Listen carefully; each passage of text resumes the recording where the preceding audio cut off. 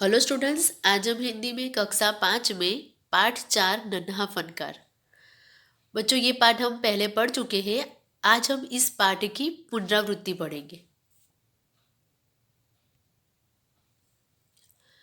पाठ 4 नन्हा फनकार। वह लड़का एक चौकोर लाल पत्थर के पास बैठ गया। उसने जल्दी जल्दी कोई प्रार्थना बुदबुदाई और चेनी हथौड़ा उठाकर अपने काम में जुट गया। कुछ दिन पहले ही उसने इस पत्थर पर घंटियों की कतारें और कड़ियां उकेरना शुरू किया था। लड़के ने एक अधबनी अधूरी घंटी पर छेनी की नोक टिकाई और सावधानीपूर्वक हथौड़े से घंटी पर नक्काशी करने में जुट गया। हथौड़े के वार से पत्थर पर जो कटाव उभरता, उससे पत्थर की किरचें छितरा जाती और वह आंखें सिकोड़ लेता। साथ साथ धीमी आवाज में वो कुछ गुनगुनाने भी लगता। उसके चारों ओर दूसरे संगतराज भी अपने अपने काम में डूबे हुए थे। नन्हा फनकार। तो बच्चों, यहाँ पर एक लड़के की बात की गई है कि वो लड़का एक चौकोर लाल पत्थर के पास बैठ गया था और उसने जल्दी जल्दी कोई प्रार्थना बुदबुदाई और छेनी हथौड़ा उठाकर अपने काम में वो जुट गया था। हथौड़े के वार से पत्थर पर जो कटा उभरता, उससे पत्थर की किरचें छितरा जाती और वो आंखें सिकोड़ लेता। साथ ही धीमी धीमी आवाज में वो कुछ गुनगुनाने भी लगता। उसके चारों ओर दूसरे संगतराज भी अपने अपने काम में डूबे हुए थे। केशव 10 साल का था और अभी अपना काम सीख ही रहा था। पिता के एक बार करके दिखा देने पर वह सीधी लकीरों वाले और घुमावदार डिजाइन उकेर सकता था। अब तक उसने नक्काशी का जो भी काम किया था, उनमें से इन घंटियों को बनाना ही सबसे ज्यादा मुश्किल था। केशव जानता था कि एक दिन तो ऐसा जरूर आएगा जब वह बहुत बारीक जालियां, महीन नफीस बेलबूटे, कमल के फूल, लहराते हुए सांप और इठलाकर चलते हुए घोड़े, ये सब पत्थर पर उकेर पाएगा, ठीक उसी तरह जैसे उसके पिता बनाते हैं। अब वो लड़के का नाम क्या था? केशव था। और वो 10 साल का था और अभी अभी अपना काम वो सीख ही रहा था। पिता के एक बार करके दिखा देने पर वह सीधी लकीरों वाले और घुमावदार डिजाइन उकेर सकता था। अब तक उसने नक्काशी का जो भी काम किया था, उनमें से इन घंटियों को बनाना ही सबसे ज्यादा मुश्किल था। लेकिन केशव जानता था कि एक दिन तो ऐसा जरूर आएगा जब वह अपने पिता की तरह सारे काम वो कर पाएगा। कई साल पहले, जब वह पैदा भी नहीं हुआ था, उसके माता पिता गुजरात से आगरा आकर बस गए थे। बादशाह अकबर उस वक्त आगरे का किला बनवा रहे थे और केशव के पिता को यही काम मिल गया था। यानी कि कई साल पहले जब वो पैदा भी नहीं हुआ था, तो उसके माता पिता गुजरात से आगरा आकर बस गए थे। बादशाह अकबर उस वक्त आगरे का किला बनवा रहे थे और केशव के पिता को वही काम मिल गया था। केशव का जन्म भी आगरा में ही हुआ था। उसे गुजरात के पुश्तैनी गांव जाने का तो कभी मौका ही नहीं मिला। आगरे आगरे की गलियां और अब सिकरी, बस यही उसका घर थी। यानी केशव का जन्म भी वही हुआ था और उसे गुजरात के पुश्तैनी गांव जाने का उसे कभी मौका ही नहीं मिला। आगरा की गलियां और सिकरी, बस वही उसका घर था।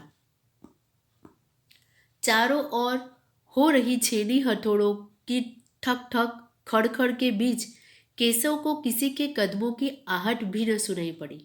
इसलिए अचानक कानों में एक आवाज पड़ने पर वो चौंक गया। माशाअल्लाह, ये घंटियां कितनी सुंदर है, तुमने खुद बनाई है। अब चारों ओर छेनी और हथौड़ों की खड़खड़ की आवाज आ रही थी और आवाज के बीच केशव को किसी के कदमों की आहट सुनाई न दी। वो अपने काम में ही लगा रहा था, तो अचानक उसके कानों में एक आवाज सुनाई पड़ी और वो चौंक गया। तो ये उन्होंने कहा कि ये घंटियां कितनी सुंदर है, तुमने खुद बनाई है।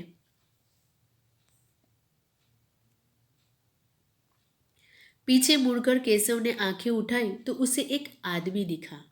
बेशक मैंने ही ये घंटियां बनाई है। क्या मैं आपको पत्थरों पर नक्काशी करता नजर नहीं आ रहा? देखते नहीं, मैं ही पत्थर को तराश रहा हूं। केशव ने बड़ी तल्खी से जवाब दिया। दिखता तो है, पर तुम इतने छोटे लगते हो ना। वह आदमी हंसते हुए बोला। मैं 10 साल का हूं। 10? अच्छा। वह आदमी पास पड़े पत्थर पर बैठते हुए बोला। तब तो काफी बड़े हो। मैंने भी 13 साल की उम्र में एक लड़ाई में हिस्सा लिया था। अब केशव पीछे मुड़कर देखता है तो उसने आंखें उठाई तो वहां पर उसे एक आदमी दिखाई दिया। तो केशव कहता है कि बेशक मैंने ही घंटियां बनाई है। क्या मैं आपको पत्थरों पर नक्काशी करता नजर नहीं आ रहा? देखते नहीं, मैं ही पत्थरों को तो तराश रहा हूं। केशव ने बड़ी तल्खी से जवाब दिया। तो उस आदमी ने कहा कि दिखता तो है, पर तुम इतने छोटे लगते हो ना। वो हंसने लगा। तो केशव उसका जवाब देता है कि मैं तो 10 साल का हूँ। तो उन्होंने कहा 10 साल का तो काफ़ी बड़े हो। मैंने भी 13 साल की उम्र में, वो आदमी कहता है कि मैंने भी 13 साल की उम्र में एक लड़ाई में हिस्सा लिया था।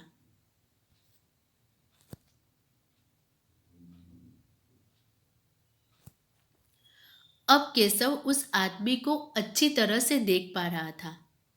उसकी उम्र रही होगी 30 से ऊपर। कद मंझोला था। वह सफेद अंगरखा और पाजामा पहने हुए था। उसके लंबे बाल गहरे लाल रंग की पगड़ी में अच्छी तरह से ढके हुए थे। यानी कि अब केशव उस आदमी को अच्छी तरह देख रहा था और उसकी उम्र कुछ 30 के ऊपर होगी। लगता है कोई बहुत बड़ा आदमी है। केशव ने उस आदमी के गले में पड़े बड़े बड़े मोतियों की माला और उंगलियों की अंगूठियों को देखते हुए सोचा। अब केशव ने देखा कि लगता है ये बहुत बड़ा आदमी है। कैसा लगा उसे? क्योंकि उसके गले में बड़ी बड़ी मोतियों की माला थी और अंग, उंगलियों में अंगूठियां। देखते हुए उसने मन में सोचा। तीखी नाक, बड़ी बड़ी आंखें, होठों को ढकते हुए नीचे की तरफ आती घनी मूछें। केशव उस आदमी के व्यक्तित्व का मुआयना कर ही रहा था कि तभी उस आदमी ने एक नक्काशी की तरफ इशारा करते हुए कहा, इस लड़ी में अभी काफी काम बाकी है। इससे पहले कि केशव कोई जवाब देता, उसने किसी अब केशव सोच ही रहा था कि वो लगता है ये कोई बहुत बड़ा आदमी है। और केशव उस आदमी के व्यक्तित्व का क्या कर रहा था? मुआयना कर रहा था।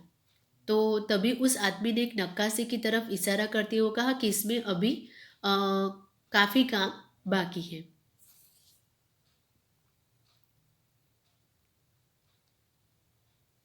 उसने किसी के तेजी से दौड़कर आने की आवाज सुनी। यह और कोई नहीं, महल का पहरेदार था। हुजूर, माफ करें, मुझे आपके आने का पता ही नहीं चला, हाँफते हुए उसने कहा। फिर वह मुड़कर भौचक से खड़े केशव को घूरते हुए बोला, बेवकूफ, खड़ा हो। हुजूर आला के सामने बैठने की जरूरत कैसे की तूने? झुक कर सलाम कर इन्हें। अब तभी उसने तेजी से दौड़कर आने की किसी की आवाज सुनी और वो तेजी से दौड़कर कौन आ रहा था? पहरेदार, जो महल का पहरेदार था वो वहां पर आया और उसने कहा कि हुजूर माफ करें, मुझे आपके आने का पता ही नहीं चला। फिर वो मुड़कर केशव को घूरते हुए बोला कि बेवकूफ, खड़ा हो जा। हुजूर आला के सामने बैठने की जरूरत कैसे की तूने? झुककर इन्हें सलाम कर।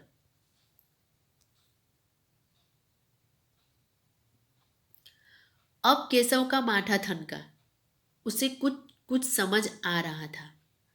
बदहवासी में छेनी का हाथ से छूटकर नीचे गिरी और वह जल्दी से उठकर खड़ा हो गया।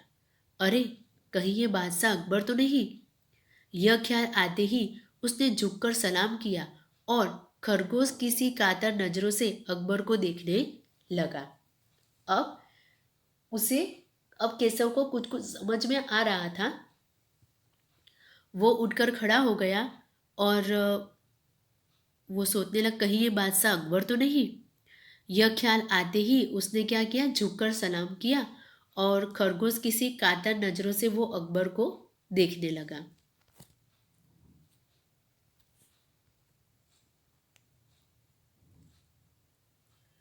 अकबर को पहरेदार की यह दखल अंदाजी भली न लगी। उन्होंने खींचकर पहरेदार को वहां से जाने का इशारा करते हुए कहा, ठीक है सिपाही, कुछ देर के लिए हमें अकेला छोड़ दो।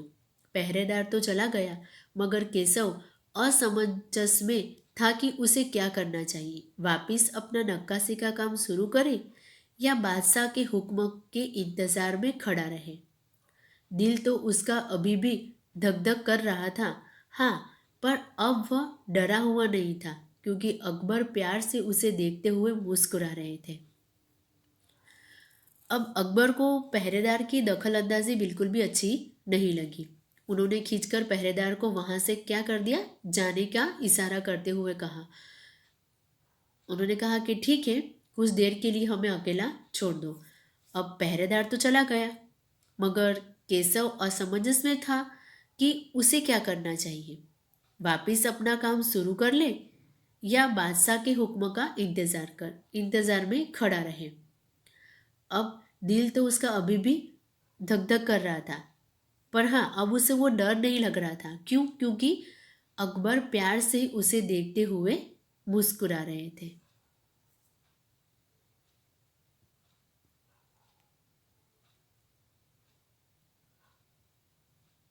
तो बच्चों, आज हम इस पाठ को यहीं तक देखेंगे।